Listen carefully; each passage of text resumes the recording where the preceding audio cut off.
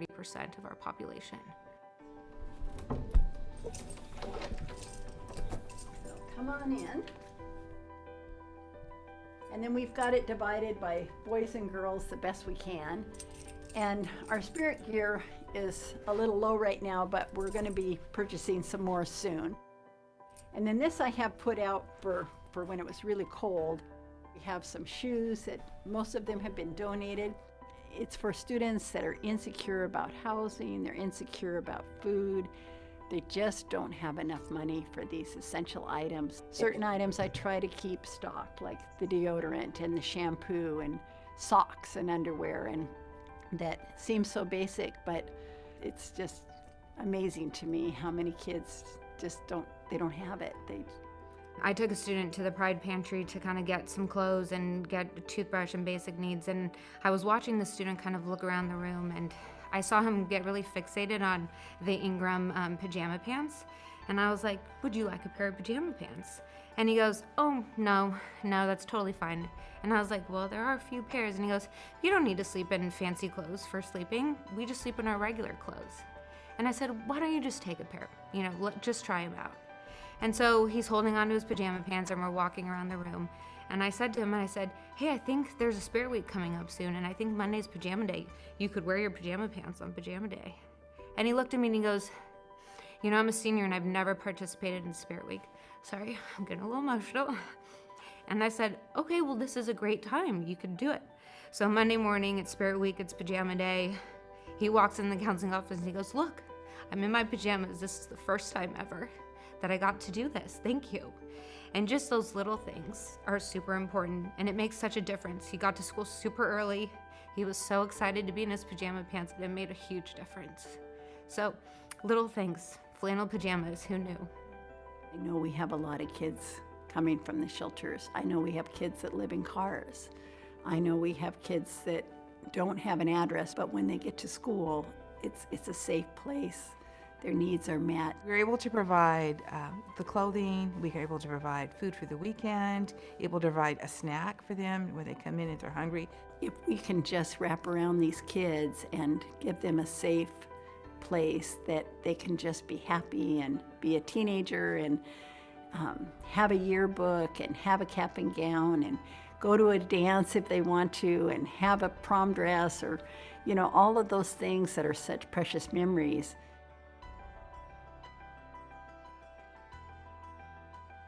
It takes the resources and it takes the care of the community, and that's what the Friends of Ingram has helped us do, is help provide wraparound services for all our students.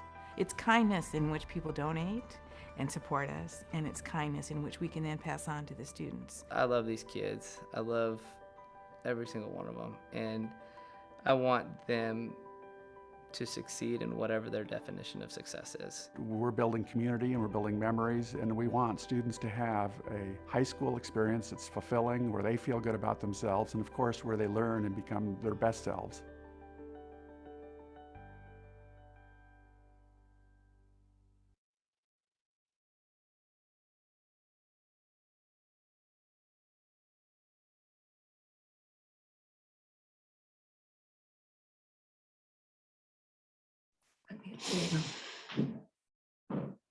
Go ahead. All right. Thank you. I hope everyone can hear me. Maybe? Raise your hand. Okay, yay! All right, thank you for bearing with us as we work through our technical issues. I think all of us would rather be meeting in person than on Zoom. Can you go to slide 1 for me, please? I have my tech people here.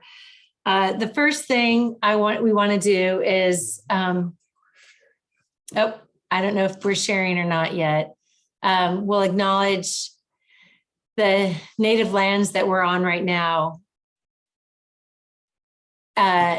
So we want to respectfully acknowledge that we're in the homelands of the Coast Salish people, specifically the Duwamish people, who have been here since the time immemorial and still live here today. We pay respect to the first peoples who gathered here, to the elders past and present, and to all Indigenous people. We thank the Coast Salish peoples for their generous stewardship over our natural resources. Let us all work together to create inclusive partnerships that honor Indigenous people. And for more information on why we acknowledge native lands, there's a website down below. And since it is pretty long, if you go to the Museum of the American Indian of the Smithsonian Institute, that can bring more information on why we acknowledge native lands. I also want to apologize for the conflict of the Jewish holiday of Yom Kippur, and would like to thank Stacy Lawson for pointing me in the direction to find the calendar resources with the Jewish holidays so that we don't do this again. Google and Apple Calendar had failed us in this. So it was completely unintentional, and we wish all people celebrating a happy and healthy new year and an easy fast for those who are fasting. So I'd like to go into our agenda for tonight. We would quickly like to go through the brief introduction of Friends of Ingram, who we are, what we do, and some of the organizations. Some of this we would have liked to have done at the Welcome Wagon, which again had to be canceled because of COVID. And then, of course, our special guest will be Martin Flo, principal, and he will be answering questions and doing a Q&A, and hopefully giving us lots of good insight. So a couple of the ground rules for the comments it would be great if everyone just remembers we're here to support each other. If you got to see the video that was beforehand, it really talks about what a great community Ingram is. We are clearly not infallible, but we hopefully work together to make things a better place for our students. The comments section can be used for questions for Martin, and then we'll compile those and kind of feed him some questions so he doesn't have to go through those. I want to welcome you again tonight and talk about what Friends of Ingram is. Next slide, please. Beep. So Friends of Ingram is not a traditional PTSA in that we are not part of the state PTA association. We are a PTO, or parent teacher organization. Everyone is a member. There are no dues. Our mission is to really support Ingram High School, the students, the staff. We just want to make Ingram a better place. And we do that. One of the big ways we do that is through financial grants. Last week, we had our first grant cycle, and we gave over, now I don't have a number, 12,000. Yeah, I was thinking 1,200, but it was 12,000. Everything from buying books for our language arts teachers to make sure that everyone has a book, to making sure that we could have our performing arts go on. And last year we supported a lot. In the spring, there wasn't an audience, so we provided additional support so that we could have our musical. We also were the first school in the district to have our band back practicing, and that's thanks to Shane Henderson, who had the foresight to ask for money for special masks for the instruments and covers for the winds. So I think we can go on to our next board, and we work closely with the administration. Everyone is welcome at all of these meetings. So thank you. And I think we'll go to our treasurer report. And for us, for doing the treasurer report tonight is Jennifer Roberts, who's our bookkeeper. Yes, thank you. And again, I think everyone knows how to do this better than I do, but everyone seems to be keeping muted until you need to speak. And I think we'll be great. So thanks, Jennifer, take it away. Sure, thanks. I'll just, for a minute, so that there's a face, turn on my video just to say hello. Jennifer, I'm the bookkeeper here. Kathleen is our treasurer, and she is away dropping off her oldest at college, so I'm stepping in. I'm just going to be here for a couple of minutes to present this, but if anybody has any questions after, you can always email Friends of Ingram, and they will get those questions to Kathleen or to me. And I guess what the first thing I'm going to do is show you guys the budget that we have for the school year. And then we can talk a little bit about how that comes together. So I think we can go ahead to the next slide. Okay, so in visual format, our intent for the school year is to raise 110,000 and to spend a little over 131. So if you're following along at home and doing the math, you'll notice that we are going to spend more than we earn this year. And I'll come back to that in a second. The way that we get money is a few different buckets. We get a lot of online donations and we split that up depending on how it's earmarked. It can either go to the general fund or sometimes people specify that money should go directly to Bright Futures. And I know we'll hear more about Bright Futures later in the presentation. So if you are feeling generous, you can always go to the website and donate money there. We also encourage employer matching. We're I have been seeing that increase year after year, and we hope to see about $10,000 of employer matching. So again, if you are donating, please make sure that you check if your employer will kick in for that as well. We have one big fund drive in the fall winter. That's our direct appeal. Those are the envelopes that come straight to your house. And then the auction is our third one. And we'll talk about this again a little bit later, but the auction is sort of the big question mark for this year because we don't yet have an auction share. So we'll get to that when we get to the next slide. As far as expenses, we have some things that are in our budget every year, and excuse me, that mainly covers things like teacher appreciation and the link crew who were there to welcome the kids on the first day, Student Success Center, things that we fund every single year. And then we also have a big bucket to go to the support Bright Futures, about 50,000 this year. And then the next bucket is the grants, and Helen did a good job of kind of giving an overview. We have several grant cycles throughout the year that people can apply for computers or band uniforms or whatever, and we'll fund that as we can. A small amount for parent education, and then the majority of our fundraising expenses goes to the auction. It also covers things like the direct appeal and credit card processing fees and things like that. So the reason that we are able to go negative is that we actually have quite a good rainy day fund. We ended last school year with over $300,000 in the bank. Partly, that's a lot because of the generosity of our families and our community. And then last year with COVID, we just really didn't have as many things to spend money on as we had hoped for. So, there was no students in the building. So a lot of the things that we would normally spend money on, we didn't. So we're looking to draw down that rainy day fund and hopefully fund a lot. And there's still a lot of unknowns for this year. So this budget is very much a guess, and we hope that we can, cover everyone's needs and have a fun and safe school year. Did I miss anything, Helen? Go ahead. Oh, no, it's, I was muted. It sounds great. Thank you very much, Jen. I think Sure.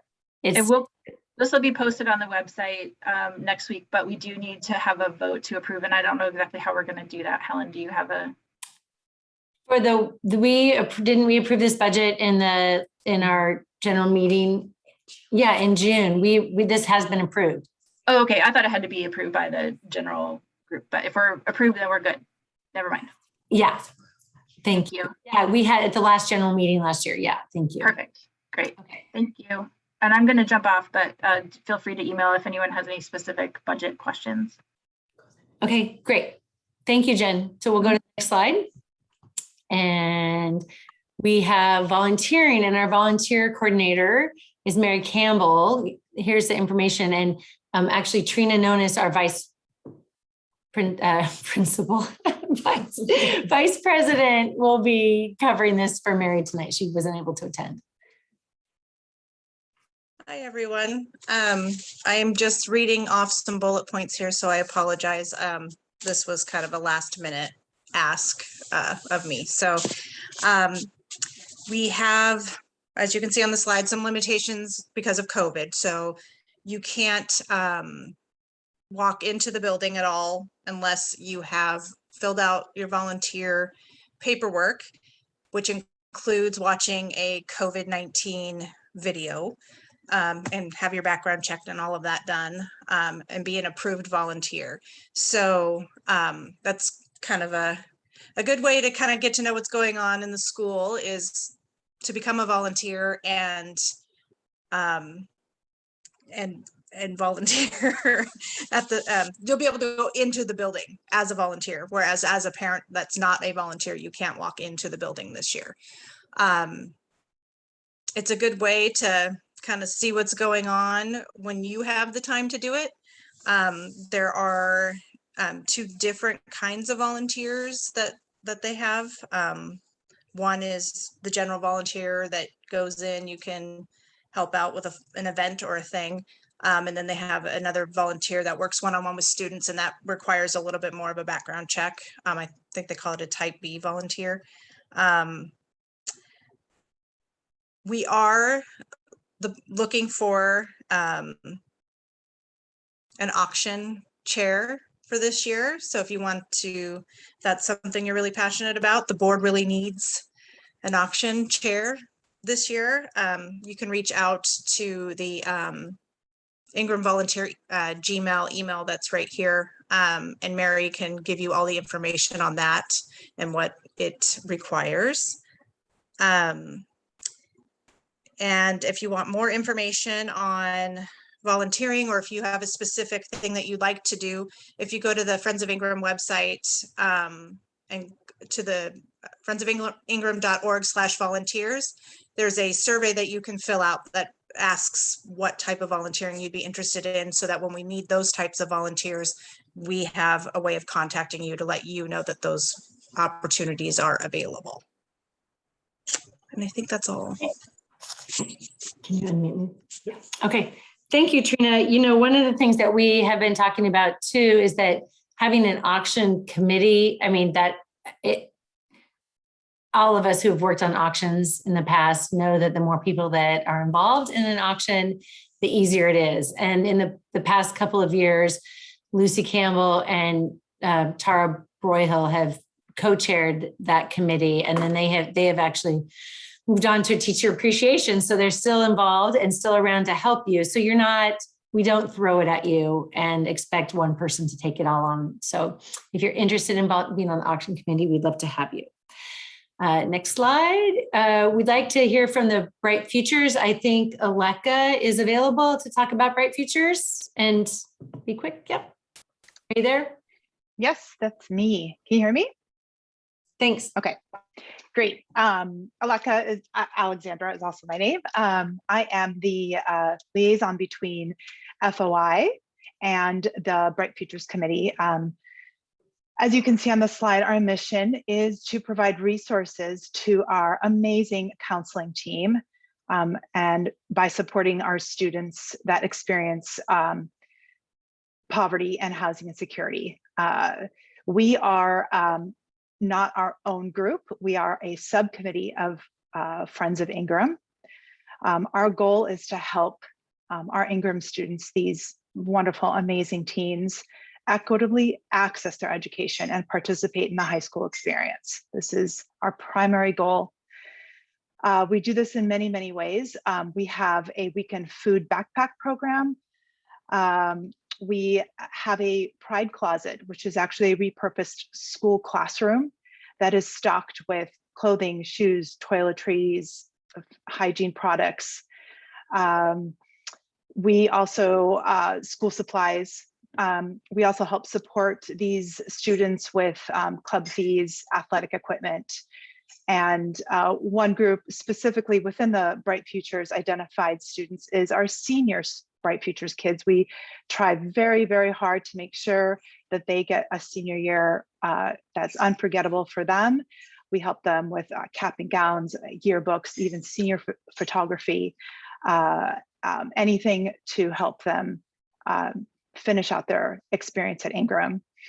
During COVID, we had a pretty extraordinary response from our community, helping these students and their families. We were able to supply $2,000 roughly a week to 2 weeks in food gift cards, Kroger, Fred Meyer gift cards to help their families continue to eat, get gas, whatever it is that they needed.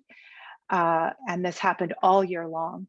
We even helped support some of their families with rent assistance.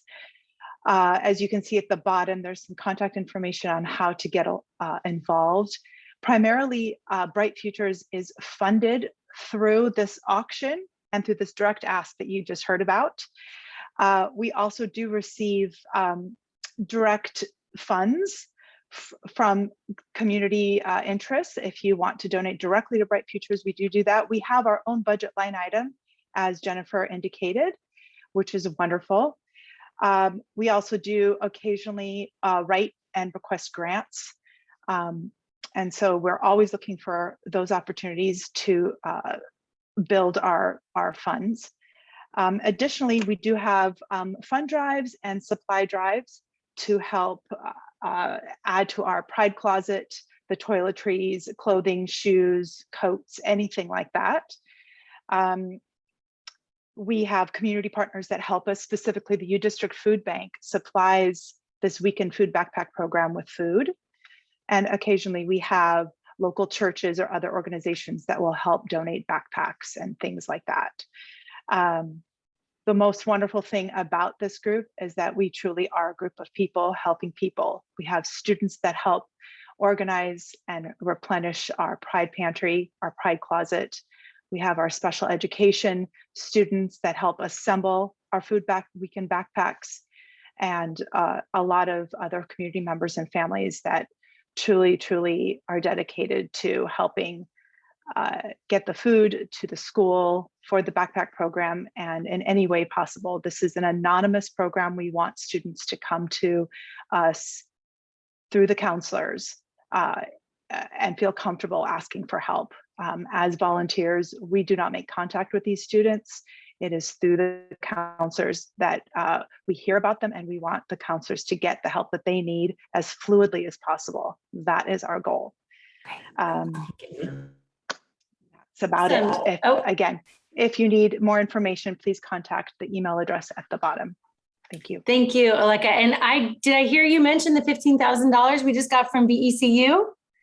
I didn't, but yes, we are finalists for the BECU grant that was written, which awarded us $15,000. We are in the running for another larger award, which hopefully we will hear about in November. Thank you so much. You know, this is such a great program. When the visionaries came up with Bright Futures that started it, they were told in no uncertain terms that we weren't going to raise money and this wouldn't work. And just the support and the generosity of the Ingram community has been amazing to make this happen. So, okay, I know we're on a timeline because what you really want to do is talk to Martin, but I want to introduce our 9th and 10th grade representatives. So first we have Jana and then Emily. Oh, Jana's helping me with tech support. I'm the 9th grade representative, and I'm also doing tech support. Actually, Ben is doing most of the tech support. So, hi, I'm Janet. There's my email.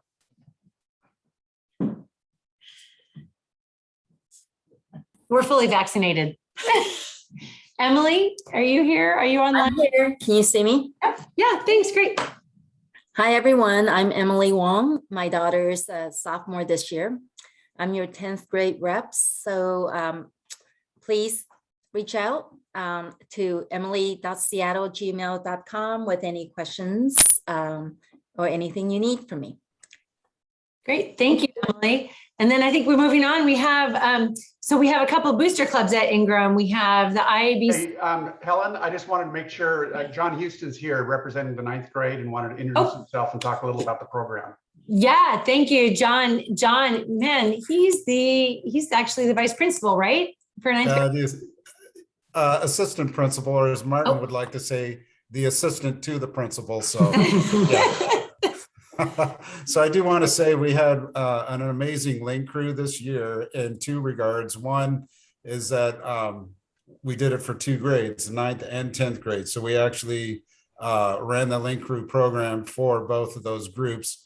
And the second piece to that is that normally we interview upperclassmen to be link crew leaders and pair up with students. This year, we didn't interview, we just took whoever came.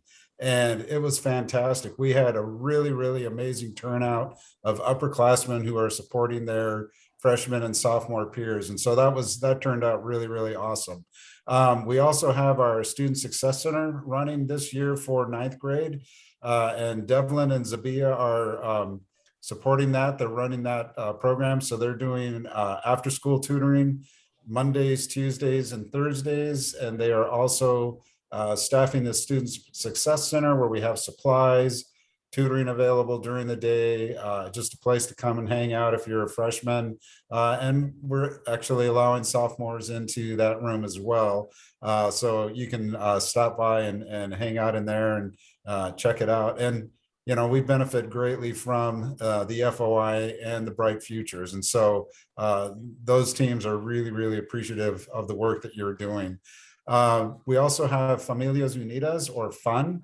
And so we are also supporting our 9th and 10th grade students who are Hispanic through Familias Unidas. And then I'm going to close with this.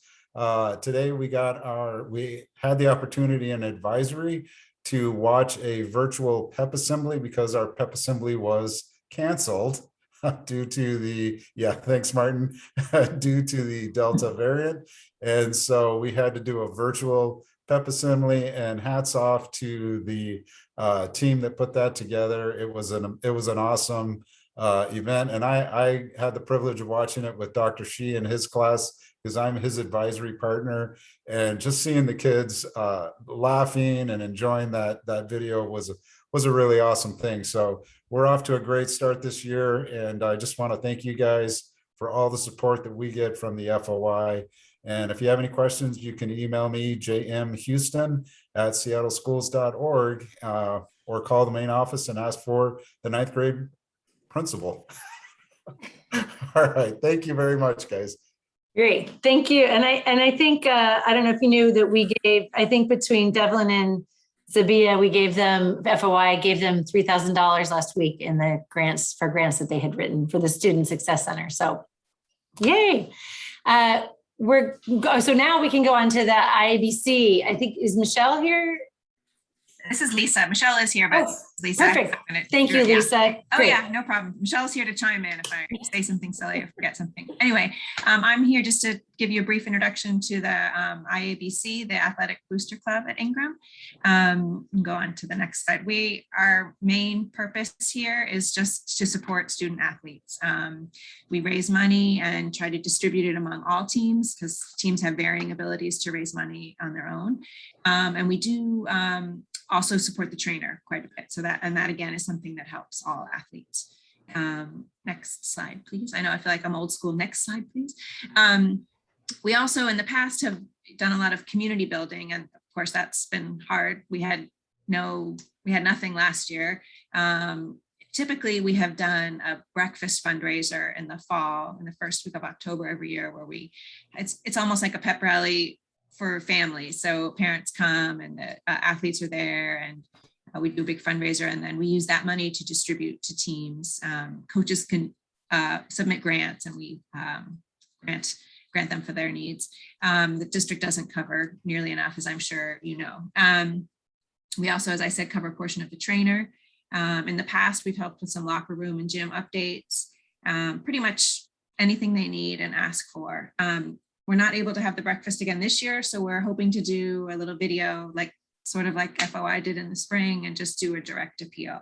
We're not nearly as flush as FOI, but we appreciate they've been very generous in helping us help students. We're all just trying to help the students together. So we appreciate the cooperation and the collaboration and the generosity. Next slide. We try to keep the ingramathletics.org website up to date. It's a little bit cumbersome, but the information is generally there if you kind of poke around enough, and we're working on getting it streamlined a little bit. We also have the Ram Fans Facebook page, which is sort of randomly used, and their sports schedules are all at the metroleaguewa.org. We do have our meetings the second Tuesday of each month at 7 p.m. on Zoom. We'd love to have people join us. We're looking for board members and volunteers to help with all sorts of different things. And you can look at the website for more information, or you can contact our secretary, Patrice Mancisador, at that address. And Flo can correct me if these are wrong, but last I heard, these are sort of the general sports guidelines that could have changed 5 minutes ago, but who knows? I think that indoor athletes and coaches are all masked. The locker rooms, I think, are still open, and the weight rooms and fans, I think, maybe are still allowed with masks. I know more about outdoor. My daughter plays soccer. So outdoor, the students don't have to wear masks when they're actually playing on the field, but they're supposed to wear them on the sideline. As fans, we wear them. And in case a COVID exposure comes up, I just think it was important to know that it's handled. Usually we got information about a case recently through Final Forms. And it was, hats off to our nurse, Janet. I think she was very helpful and just in not creating panic. I think the guidelines say that fully vaccinated students don't have to quarantine. And so there doesn't need to be a whole lot of panic. I mean, I know I won't say anymore, but just we don't want people to panic. Just you will get contacted, and hopefully the system works. So I think I just put in some pictures in the next couple of slides. It's just great to be back. The students and the athletes are so happy to be back together and back playing their sport. It's just, as a parent, it's just so great to see them. And I think there's another slide. Thank you. Great. Yeah. Thank you, Lisa. Last year, because IABC and IPAB, the Performing Arts Boosters, were not allowed, they couldn't do so much fundraising. We, the Friends of Ingram provided, I think it was $5,000 to each of those booster clubs. So we work hand in hand. We all work together. It's a very close and easy group, because we all have the same goal, which is to help our students. So from IPAB, which is the Performing Arts Booster Club, we have Deanna. Are you here? She might be late. Oops. It's okay. We can come back to her. Okay. Well, we might be able to come back, but she's not going to make it. Oh, thanks. I missed that one. All right, great. Well, IPAB, is Brendan here to talk maybe? No, he's not here either. Okay. Friends of IPAB and IABC both have representatives on the FOI board. So we work closely together.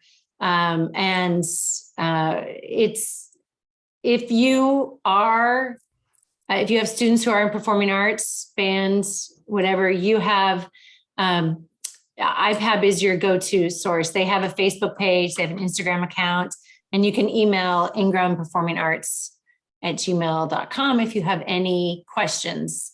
And I think their Facebook page is kind of updated kind of randomly, like some of the, like all of ours, right? Because we're all volunteers working together. So I think this gets us down to our very special guest, Martin Flo. Dun, dun, dun, dun. Thank you, Helen. I have a question though. Am I really a guest when I'm the only guy in the room that's been to every FOI meeting for the last 21 years? Oh, we've had some secret meetings without you, I think. Okay, thanks. Anyway, one thing I wanted to clear up is that although volunteers can come in the building, the parents are only, it can't come in during September and October for school business. So it has to be virtual, but after October, then unless something changes, we're back to normal with making appointments, coming in, et cetera. So many of you are new to the school, and so I'll start with what I usually do when I'm in front of a new group of parents is, hi, my name is Martin Flo. I'm principal at Ingram High School. I'm a graduate of Ingram High School, and I've been an employee at Ingram since 1990. Graduated in '84. 1990, I replaced my high school band director as the band director at Ingram High School. After that, a number of years, I replaced the assistant principal that I had as an assistant principal at Ingram, the same one that gave me Saturday school for a number of tardies first period. And then after that, I think 16 years ago, I replaced my principal that I had in high school, Mr. Steve Wilson, as the principal of Ingram High School. So I've been at Ingram for quite some time. but let's get right down to it. So far the year is exceeding my expectations. Someone asked to stop screen sharing because they really want to see me better. Wow, you might be disappointed. So school year has exceeded my expectations. I know it's been a little rough, but when you're in this business so much and something like COVID comes along, you tend to catastrophize. So if you only knew what was going through my mind for the first couple of days and what possibly could happen, everything from defiant kids refusing to wear masks to Unit 2 parents to, but so far it's gone really well. The link crew really set us up well for 9th and 10th grade. We have our student count right now is right about where it's supposed to be. We do have many full classrooms though, because for some reason this year, a large number of students who would normally do Running Start are not doing Running Start for probably about half the number of kids. So those kids that would normally be in Running Start are in our classes. So we do have, I have this habit of looking down at the chat and I get distracted. So so the number of students in the classes are in some cases extremely full. We're hoping to possibly get an October 1st adjustment, make some changes, but all in all, it's going well. I just have to call out and say we are having some staffing issues like all the schools in the district. You've probably seen on the news about it. You've seen about the bus driver shortage. Well, that's applying to the teaching workforce as well. So we have a lot of people that during COVID made a different decision in their careers. And unfortunately for me, some of those people made different decisions in August. So for example, currently right now, we do have an open Spanish teaching position.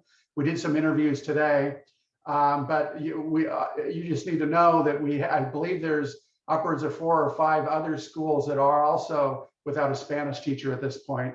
So this has been one of the more interesting things about COVID that I've never had to deal with, and that's a teacher shortage like this. So we're hoping to get through it.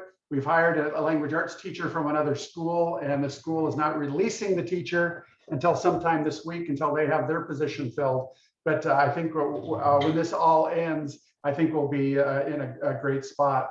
I did mention that no parents can be in the building September and October on business, but if you're signed up as a volunteer, you can come in and still volunteer during that time. I'd like to thank the parents that helped at laptop distribution, helped on the first day of school, helped in the library. It's we're open for volunteers. Some schools have decided not to have volunteers, but it's really an integral part of what we do. We have parents helping with picture day yesterday, and we'll have parents helping on Thursday and Friday. We had them outdoors in the courtyard. With this weather coming up, I don't know what our plan B is going to be, but there's going to be a plan B. We have some tents. Speaking of tents, I'll transition into the big questions regarding COVID. We have had, if you've looked on or been watching the news, the district does have a COVID tracker that you can check to see what the COVID numbers are for the district. Up until last week, they had it by region. So you could see what the Northwest region, the number of kids, I think it was 10 to 15. But now, as of, I think 2 days ago, you can go online and see it by school. It's updated, I think, every Saturday to include the Friday numbers. You will find in the COVID tracker that Ingram will have its first case of COVID. And so if you received a letter from me tomorrow via email, it means that your student may have been in the same class, and the contact tracers are working to see which students would be considered close contact. Just because you received the letter doesn't mean all hell's breaking loose. It just means that your student has the same class. Contact tracers will be contacting those that are in immediate area.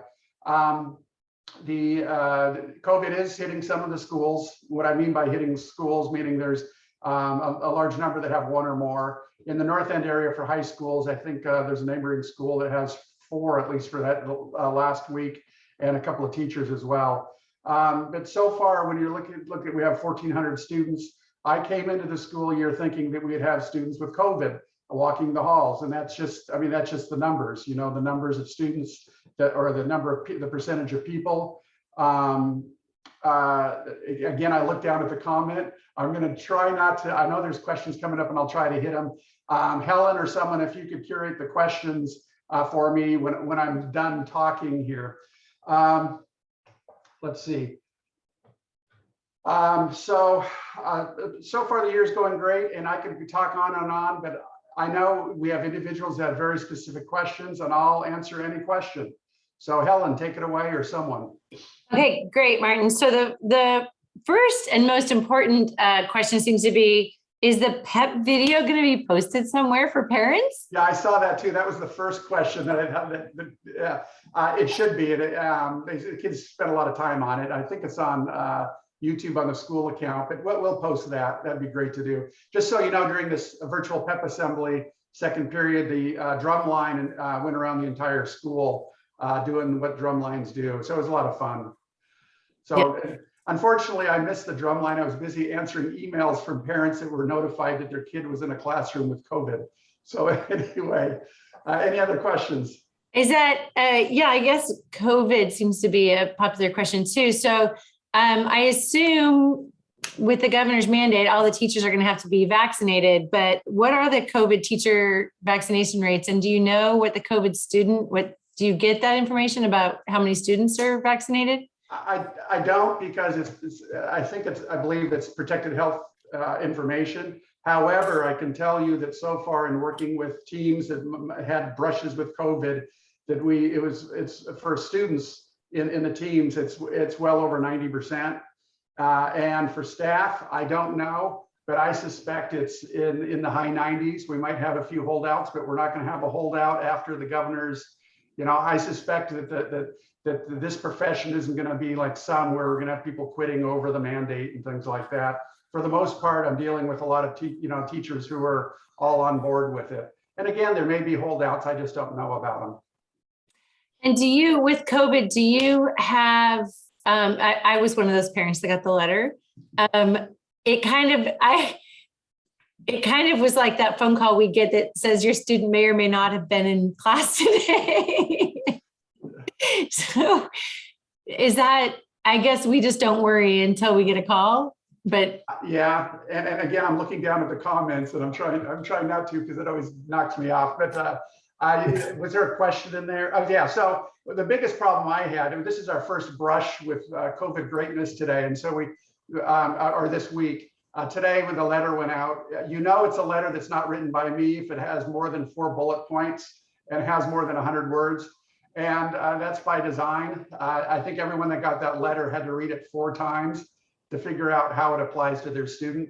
So basically, if you're vaccinated, there's no need to quarantine.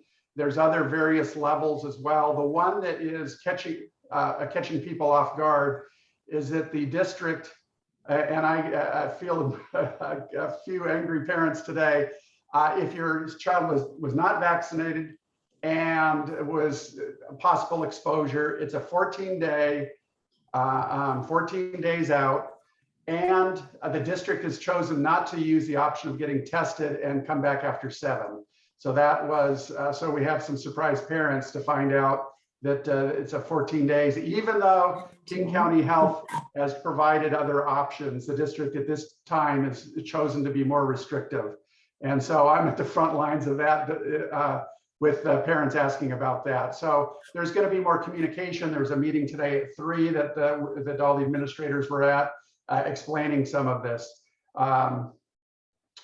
So Martin, do you, with the letter that went out of all the students, like, because it seems like it was a pretty broad letter, like maybe they walked past them in the hallway. Because I was talking to another parent today who had the sophomore and my senior got it. So it seems a very broad kind of, like, how many students out of the 1,500 or 1,400? So it was basically the students who were in the classes. So it's about, I think it's about 140. Of course, the problem I had, and you just pointed out, was that in the rush to get this out the door, we realized that parents would get an email saying that your student, that they might have multiple students. Right. So I was fielding for about 2 hours, parents saying, which kid was it? So I have to go and look at the schedule and see which, but by and large, it was upper class, senior type classes. And So if they have more than one student, they want to know, they get to call you and you get to look that up. that's one way of doing it. Or if you have a 9th and 10th grader and an 11th and 12th grader, guarantee it's the 11th and 12th grader. All right. We have a couple more questions. Can you explain close contact? Yes, I do. This is not the birds and the bees. CDC, yeah. So there's actually 2 types of close contact. There's adult close contact, which is within 6 feet, and there's student close contact, which is 3 feet. And again, I'm going from memory. I'm not in my bunker at school with all my documents I could refer to, so I'm going from memory. Close contact is defined, and if I screw it up, someone's going to raise their hand, as 3 feet for over 15 minutes within 24 hours. So it's brushing in the hall doesn't count. Even coming into my office and chatting with me doesn't count if it's less than 15 minutes. So that's the definition. Okay, so contact tracing then do they get a phone call or contact tracing? Yeah. So there's a whole team. I don't even know how big it is. All I know is it's like 24 hours. It's 7 days a week. They're answering questions. If you have a question, it's healthinformation@seattleschools.org. And as I was yammering on here, I forgot the question.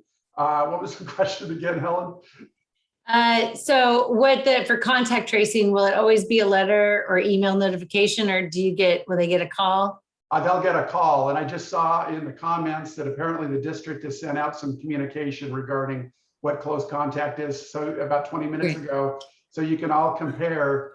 Let's see, class. See, I'm already seeing it. What is a typical class size of a student in a class with 40 students? That's first period, Mr. Kalino's class. And when they get that big, I memorize it. That is the largest that we have. It's difficult to say what the average is because we have classes that have 15 and we have one with 40. The problem is we're out of cash to buy teachers, and we had a class that only has 2 periods of classes, and the student interest did not come in multiples of 30. So not to throw other schools under the bus, but there are other schools historically that if the class is over a certain amount, they tell the 9th graders to sit in the lunchroom until they sort it out, no matter how many weeks that takes for that class. I'm not going to do that, but I can say that some of the concerns might be with 40 in the class as far as COVID. It is one of the larger classes in the new wing. The air filtration and the air exchanges are well above standard. And so I feel it's safe. However, certainly it's not ideal. I'm not going to try not to jump any more questions. I just saw it pop up. Helen, next question. What about, we're going back to COVID. Do you have to have an appointment to get a COVID test at school, or how does that work? I think you can call the nurse, yes, and they'll even meet you out on the street to administer it if your student is not in school. I do want to stress that the school one is a rapid test. It's not the one that goes all the way up, but I want you to know that it takes about 2 days to get back.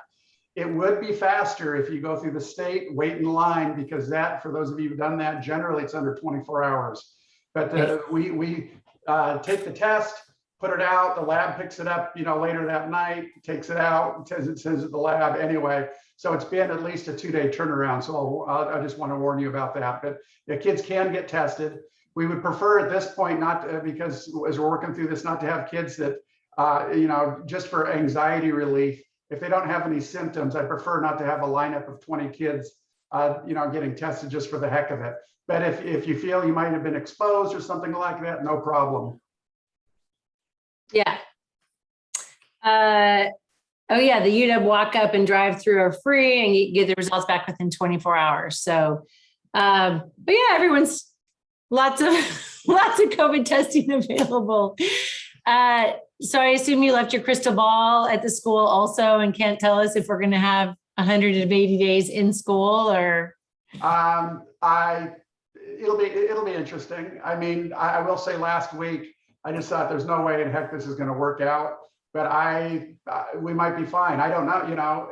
I have made I've been wrong every step of the way. I was the principal as the kids were going out when we first were put out, 18 months ago. And I said, hey, everyone, see you in about 2 weeks. So that tells you about how good my crystal ball is. And so every time I try to make a prediction or what the district's going to do, I'm wrong every time. But I can't answer it. Okay, so Martin, another COVID question, of course. So if you get a letter, but you don't get a call, then you haven't had close contact with that student. Is that right? That's correct. Okay. How many students, did you say how many students are at Ingram this year that you have enrolled? The head count's like 1,400 something. Okay. And that's great. And any other questions? You've got Martin Flo sitting here, right? I saw someone asking me why I have a theremin in the background. Everyone should have a theremin in the background. For those of you who don't know, it was this instrument was the first electronic instrument, I think, invented in the 1920s. You'll know it most by it's the sound that's that the ooh that's in the Good Vibrations by the Beach Boys. That's a theremin. So anyway, I've answered my theremin question. I'm a music geek, so I'm sorry I went off on that. Let's see, off topic, theremin. That is a theremin in the background. Walk up. Yep. So some of the walk ups are faster. We got to ask him. Uh-oh, someone's wants to ask a question. Go for it.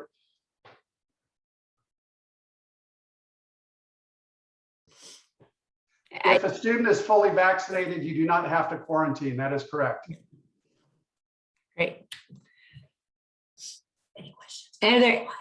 Are there any questions for Martin, for FOI, IABC? Oh, we have a list. You know, one of the things I meant to put up, did we get the list of clubs? Oh, it's next. Oh, yeah. So Martin, don't leave, but because we'll give people a chance to ask more questions. While we're waiting, is there a plan for lunch? Our kids are eating outside? How's that going to work? Are they all going to? Oh, I didn't realize that theremin question was a direct question to me. Anyway, sorry to call you out. Okay, no, that's good. That's great. I mean, there's so many facets of this. I could go on for an hour, and I prefer to ask specific questions. So we have tents on order. We have that'll be coming for the courtyards. We have all the courtyards open. Kids are eating in them. The great thing about Ingram is that we have so many spots where students can eat. They can spread out all over the building. We have a lot of kids outside. I'm a little worried about tomorrow. We'll be tested with this rainstorm coming in. So. Okay, Martin, what's the threshold for confirmed COVID cases for closing the school and going online and putting our kids back in their bedrooms? It changes. I remember, and I think of John Houston's still here. He's actually on the committee that worked with the district on some of these rules, et cetera.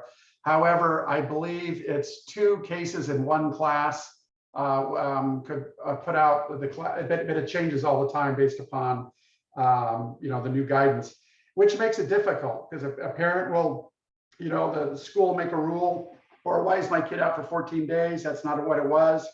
But the school is trying to change as the information changes. Oh, can you unmute me? Oh, there we go. So what about, is the senior class still planning spring activities? I believe, is it Mr. Wenzel is the advisor? And how would parents, if they wanted to get involved with planning those activities, how would they go about doing that?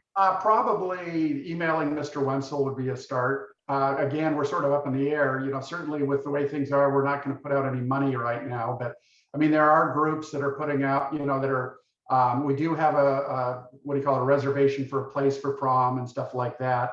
I'm just hoping it all clears up. I mean, I've heard we're over the hump, but this is the 4th hump we've been over. So a question, confirmed the threshold, I'm not sure. The question, if you're done with that. So what about, I'm muted. No. Oh, good. Well, I can't tell I'm muted. I thought it said anyway. So What about, is there a place to get a more convenient locker? Can a student change their locker if they're carrying their books all around? The short answer is no, but the long answer is you might get benefits for showing up at a PTO meeting.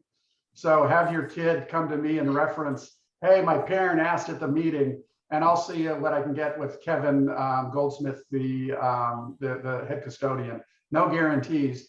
I will say, as someone who's 6'3", when I got a bottom locker one year, I went and begged, and I got a top locker when I was a student. So changes can be made. Okay. Is school hosting SAT and PSAT this October? The answer is yes. We're working out details. So imagine doing this with all the kids in COVID and laptops, and we're working on that now. Okay. Great. Do you have the plans for the in-school welcome wagon? No, that was canceled because the district wouldn't allow parents on the campus. We moved it to outside thinking that we were wily, and my boss said, nice try, but not outside either. So what we are doing is having a club and activity fair in the lunchroom for several days. I mean, not in the lunchroom, in the gym for several days next week, I believe it is. I just saw an email from Tracy today. So Monday might be sports, Tuesday might be other interests, etc. Curriculum night right now with no parents in. If we do have one, it's virtual. We're working out the details, but it'll probably be similar to last year, where it'll be as we've learned the term asynchronous. So the teachers will probably put a presentation and then an opportunity for you to watch it and email questions. The question often comes is, why can't we do like a Teams meeting thing? To go from 10-minute Teams meetings 6 times, and the requirements by the district to use Teams, etc. I can tell you it would be a complete disaster. So at this point, we're probably looking at having something the teachers do with videos like they did last year. Any chance you'll open another section of IB math? I do not think so, unless something changes. And quite frankly, if I had one more math class, it'd probably be to reduce the one geometry honors class that's at 40. Parents allowed at football games on Friday night? The answer is yes. You'll be asked to wear a mask. And quite frankly, I'll put $10. You won't be there if the rain starts hitting like I think it is. But yes, you can be there. So we each get $10 if we show up? Yeah, I misspoke. That was being funny. This is recorded. I know. And that's why I have not said any bad words so far. Okay. Great. Okay, so it's probably time to wrap it up, but I did, Martin, we did have a couple slides of some of the clubs that Tracy Huffer sent us. Tracy Huffer is in charge of the clubs at Ingram High School. And here's just a few with their advisors. And just so you know, if your parents, if you see that your kids might be interested, students might be interested in a club that isn't showing, if your student goes to Tracy, she approves just about everything. There's some on the other side too.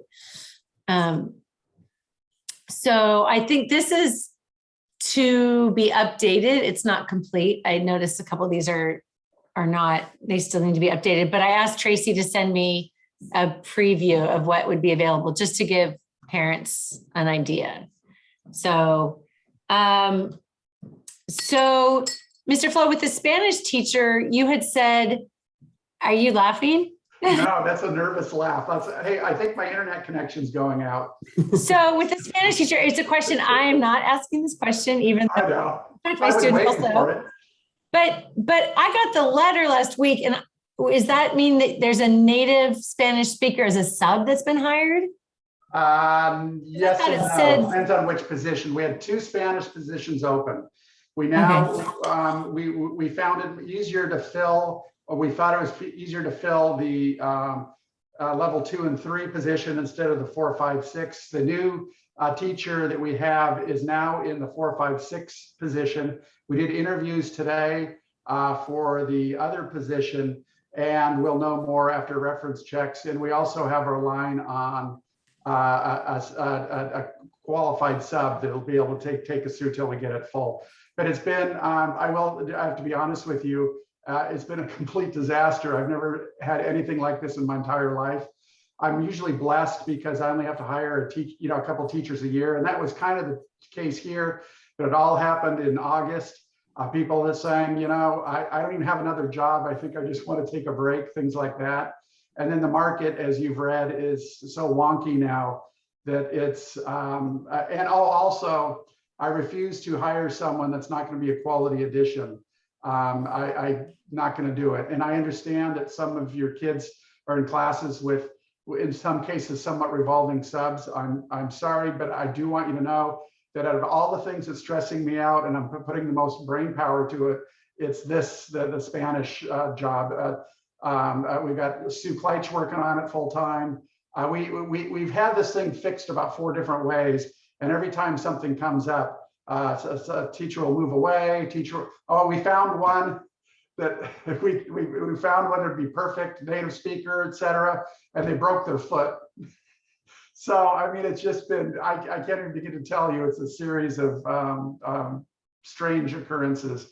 So today's answer broke their foot and doesn't know if they can take the job. And it goes on and on from there. But hopefully with the 2 people we interviewed today, we'll be able to get someone in the classroom soon that's permanent.